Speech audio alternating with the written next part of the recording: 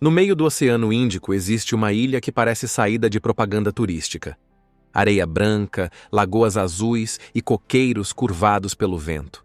Um cenário digno de cartão postal, mas com um detalhe que muda tudo.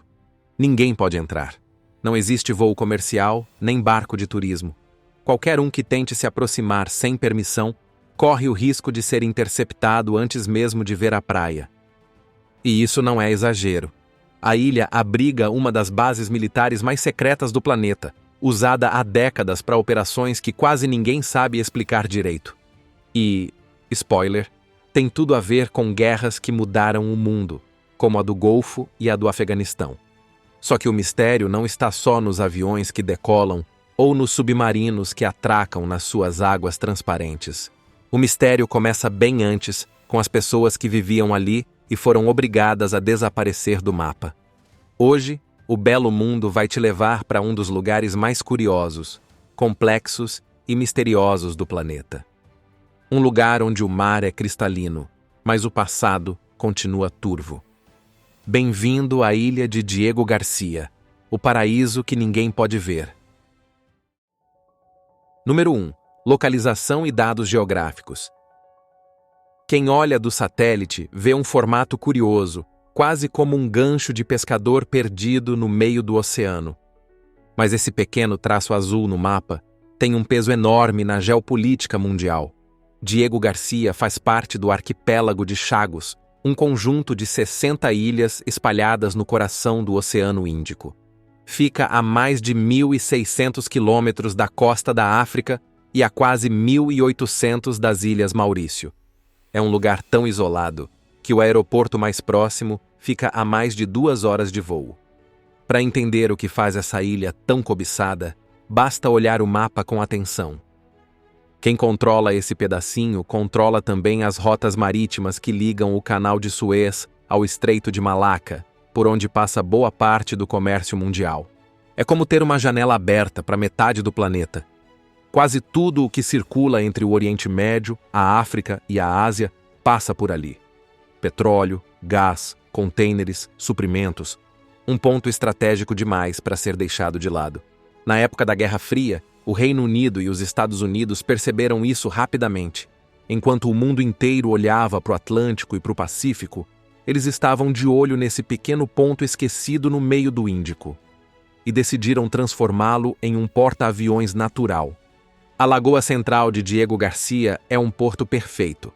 Profunda, calma e protegida por recifes de coral, oferece abrigo para navios gigantes, petroleiros e até submarinos nucleares. É como se a própria natureza tivesse moldado o lugar para servir de base militar. Mas havia um detalhe que não cabia nos planos. A ilha não era desabitada, e o que veio a seguir é o que transformou Diego Garcia de um paraíso remoto em uma das histórias mais obscuras do século XX. Número 2. História. Muito antes dos aviões de guerra pousarem na ilha, Diego Garcia era um ponto perdido que quase ninguém lembrava no mapa. O primeiro registro vem dos navegadores portugueses, lá no século XVI, que cruzavam o Índico em busca de rotas para a Índia. Dizem que um deles, talvez um tal de Dom Garcia de Noronha, deu nome ao lugar. E, ironicamente, nunca mais voltou. Durante muito tempo, o arquipélago de Chagos ficou esquecido. Só no século XVIII os franceses resolveram tomar posse e criar ali um entreposto para suas rotas comerciais. Levaram trabalhadores africanos e indianos para plantar coco e produzir óleo, um produto valioso na época. Assim nasceram as primeiras comunidades fixas nas ilhas. Diego Garcia virou uma espécie de mini-colônia agrícola cercada de mar. Não havia luxo, mas havia vida. As famílias viviam em pequenas vilas, criavam galinhas, cultivavam frutas, pescavam e produziam o famoso copra, a polpa seca do coco usada para fazer sabão e azeite. Era uma vida simples, isolada, mas cheia de rotina. Quando Napoleão caiu e os britânicos tomaram as Maurícias em 1815, herdaram também as ilhas de Chagos. Diferente dos franceses, os ingleses não se interessaram muito pelo lugar. Mantiveram as plantações, mas deixaram que os descendentes dos antigos escravos continuassem ali, vivendo sob contratos informais e cuidando dos coqueirais. Essas famílias criaram um povo próprio, com música, dialeto e cultura únicos. O crioulo chagosiano, resultado da mistura entre o francês, o malayala e o suahili, ainda é falado entre os exilados até hoje. Era uma sociedade pequena, isolada, mas estável. Durante quase 150 anos, a vida em Diego Garcia seguiu o ritmo do mar. Dias de sol, redes de pesca, cocos secando ao sol. Até que um dia, o império que a controlava resolveu trocar gente por estratégia, e o paraíso virou bastidor de guerra. Número 3. A ilha que foi esvaziada. No fim da década de 60, o mundo inteiro estava mudando. Era o auge da Guerra Fria, e o Oceano Índico virou peça-chave no tabuleiro militar das grandes potências. O Reino Unido, que ainda controlava as Chagos, tinha acabado de conceder independência às Maurícias. Só que antes de entregar o arquipélago, fez um movimento rápido e calculado. Separou as ilhas do novo país e criou o Território Britânico do Oceano Índico, um nome burocrático para esconder uma jogada geopolítica que cheirava a armação. O Reino Unido já sabia o que queria fazer com Diego Garcia, e os Estados Unidos também. Os americanos queriam uma base aérea no meio do Índico, de onde pudessem controlar rotas marítimas e lançar aviões para qualquer ponto do planeta. Os britânicos tinham o território perfeito para isso, e os dois decidiram que a parceria seria sem complicações. Só havia um pequeno detalhe. A ilha não estava vazia. Ali viviam os chagosianos, descendentes de trabalhadores trazidos séculos antes das colônias africanas e indianas. Eram pescadores, agricultores e cuidadores de coqueirais. Gente simples, acostumada ao ritmo das marés e ao som das ondas, que nunca imaginou que seria tratada como um obstáculo. Entre 1968 e 1973, todo mundo foi expulso. Famílias inteiras, cerca de 2.000 pessoas, colocadas à força em navios e levadas para as Ilhas Maurício e Seychelles, sem aviso, sem explicação e sem direito de voltar. Relatos contam que os oficiais britânicos chegaram a envenenar os cachorros da ilha para deixar claro que ninguém voltaria. Casas foram queimadas, barcos destruídos, plantações abandonadas. Era o começo do grande silêncio de Diego Garcia. Enquanto isso, caminhões e tratores chegavam trazendo ferro, concreto e soldados. A pista de pouso foi erguida em tempo recorde. O que era uma vila pacífica virou uma base militar moderna, cercada por radares, antenas e muros. Em poucos anos, não restava um único morador nativo. Só estrangeiros com crachá e uniforme. Oficialmente, o Reino Unido dizia que as ilhas estavam desabitadas. Uma mentira conveniente para quem queria esconder o que realmente aconteceu. E foi assim que Diego Garcia deixou de ser um paraíso e passou a ser uma peça de guerra. Uma ilha arrancada de quem a chamava de casa, transformada em segredo e silêncio. Número 4. A base secreta. Quando a poeira da construção baixou, Diego Garcia já não era mais uma ilha tropical. Era um quartel flutuante no meio do oceano. A pista de pouso cortava o atol de ponta a ponta, e o mar azul, antes cheio de canoas, passou a abrigar submarinos e navios de guerra. A localização era perfeita. Daquele ponto, os Estados Unidos podiam lançar aviões para o Oriente Médio, para o sul da Ásia e até para o leste da África. Era um porto natural que servia como estacionamento de bombardeiros, reabastecimento de submarinos e base logística para qualquer operação. Durante a Guerra do Golfo, em 1991, aviões partiram dali para atacar o Iraque. Anos depois, na invasão do Afeganistão e na Guerra de 2003, bombardeiros B-52 e B-2 saíam direto de Diego Garcia. Tudo cercado de sigilo. A base virou uma peça essencial da engrenagem militar americana. Um lugar onde o sol brilha o ano inteiro e o mundo não vê o que acontece.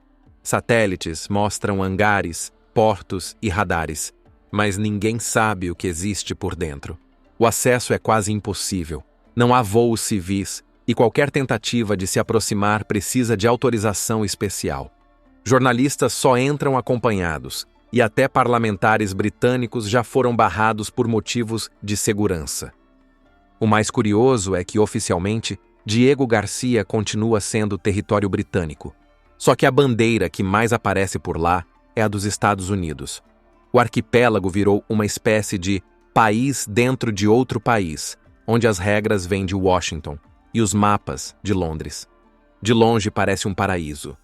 De perto, é uma fortaleza disfarçada de ilha tropical. E como todo segredo bem guardado, ela acabou atraindo algo inevitável. Teorias. Número 5. As teorias. Quando um lugar é isolado por tanto tempo, é natural que o mistério cresça. E essa pequena ilha se tornou terreno fértil para todo tipo de teoria. O silêncio das autoridades e o acesso proibido alimentaram suspeitas de que a ilha serviria não só para guardar aviões e submarinos, mas também para esconder pessoas.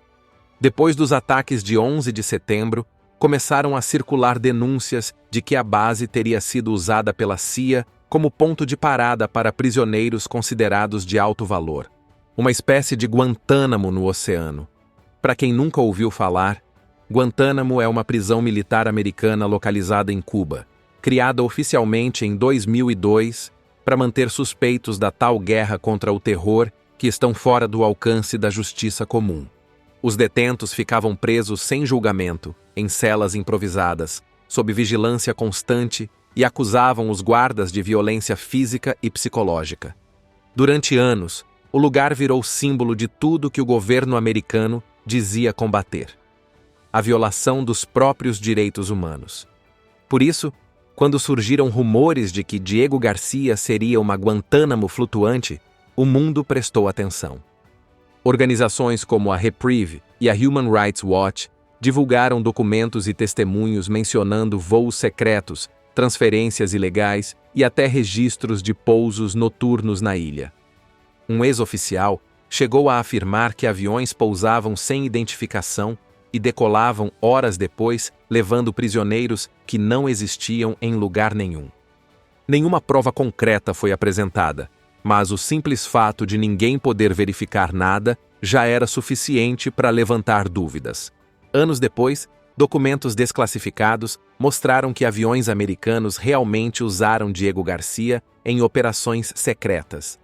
O Reino Unido negou o envolvimento, dizendo que não sabia de nada. Mas é difícil imaginar que alguém pouse um cargueiro cheio de prisioneiros na sua ilha sem perceber. E as teorias não pararam aí. Alguns dizem que há instalações subterrâneas sob os recifes, túneis que ligam hangares à lagoa e antenas camufladas no meio da floresta tropical. Outros juram que Diego Garcia é um dos principais centros de espionagem global, interceptando comunicações telefônicas e digitais do Oriente Médio à Ásia. Oficialmente, Estados Unidos e Reino Unido insistem que a base serve apenas para apoio logístico e missões conjuntas. Mas com tanto segredo, fica difícil acreditar.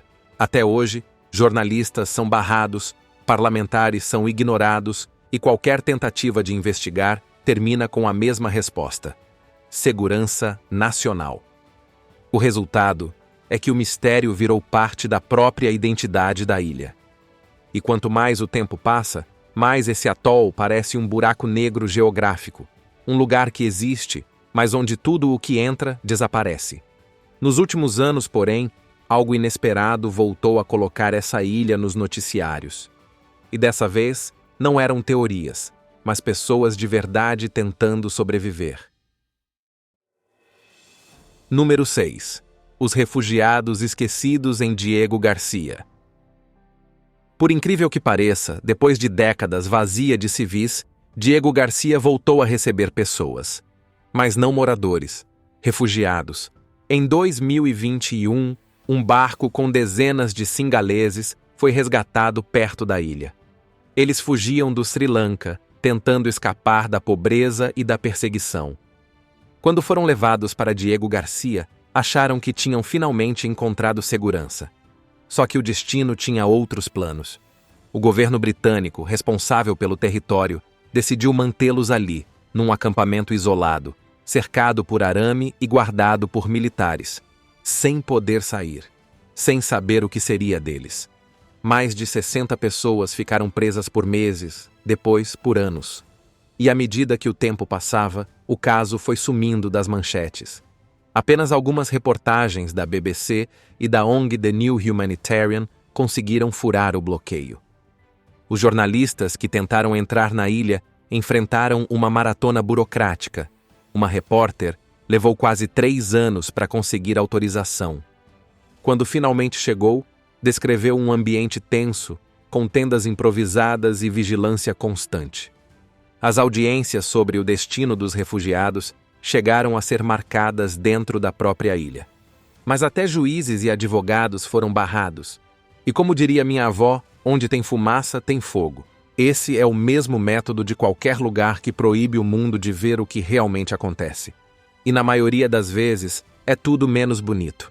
Um bom exemplo é Nauru. Em 2001, a Austrália apareceu com uma proposta sombria: pagar para que Nauru se tornasse um centro de detenção para refugiados que tentavam chegar ao seu território. Assim nasceu o Nauru Regional Processing Center, um campo administrado pelo governo local.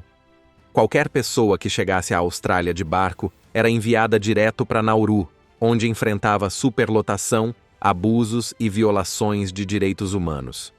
A situação era tão grave que o Tribunal Penal Internacional classificou as práticas como ilegais, e a ONU, junto com a Anistia Internacional, condenou o país. A gente já mostrou esse cenário em 2 vídeos aqui no canal. Para conhecer esse lado sombrio e perturbador, não deixe de assistir Nauru, Pobreza, Corrupção e Prisão a Céu Aberto, e O Lado Sombrio da Austrália. E foi nesse clima de isolamento e contradição que começou uma nova discussão: o futuro político da ilha. Número 7. O novo acordo de soberania. Depois de meio século de disputas e promessas vazias, o destino de Diego Garcia finalmente começou a mudar. Em 2025, o Reino Unido e as Ilhas Maurício assinaram um acordo histórico que colocou fim a um dos últimos resquícios coloniais do planeta. Pelo tratado, o arquipélago de Chagos, que inclui Diego Garcia, voltou oficialmente à soberania mauriciana. Mas claro, nada nessa história é simples. O acordo garante que a base militar continue funcionando por, no mínimo, 99 anos.